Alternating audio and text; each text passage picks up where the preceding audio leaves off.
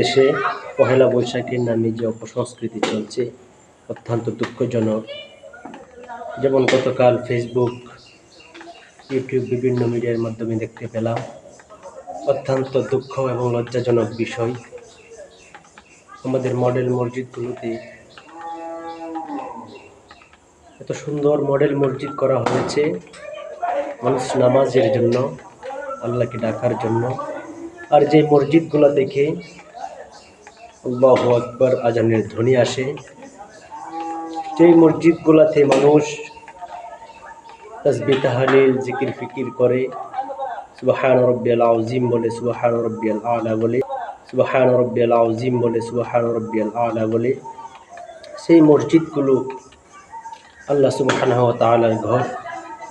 আর আল্লাহ তাআলার এই সুন্দর ঘরগুলো কিছু আমাদের দেশের যুবক যুবতী, তরুণ তরুণী অত্যন্ত পহেলা বৈশাখের নামে যে উপসংস্কৃতি চালাচ্ছে আমাদের জন্য খুব দুঃখজনক, লজ্জাজনক। এই পহেলা বৈশাখ নামে যে অশ্লীলতা, বেহায়াপনা যুবক যুবতীরা আমাদের দেশে করে বেড়াচ্ছে, সেগুলো অত্যন্ত নিন্দাজনক। আবার সাজগুজ করে অশ্লীলতা, বেহায়াপনার তো একটা সীমা থাকা উচিত।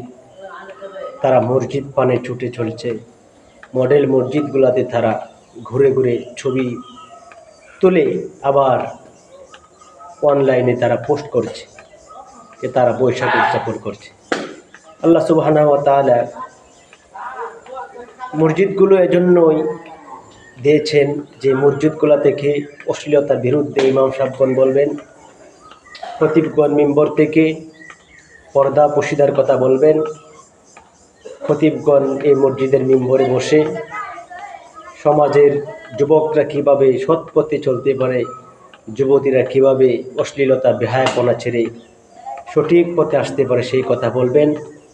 আর সেই মসজিদগুলোতে এখন অশ্লীলতা বেহায়াপনা এমনভাবে বৃদ্ধি পেয়েছে যেন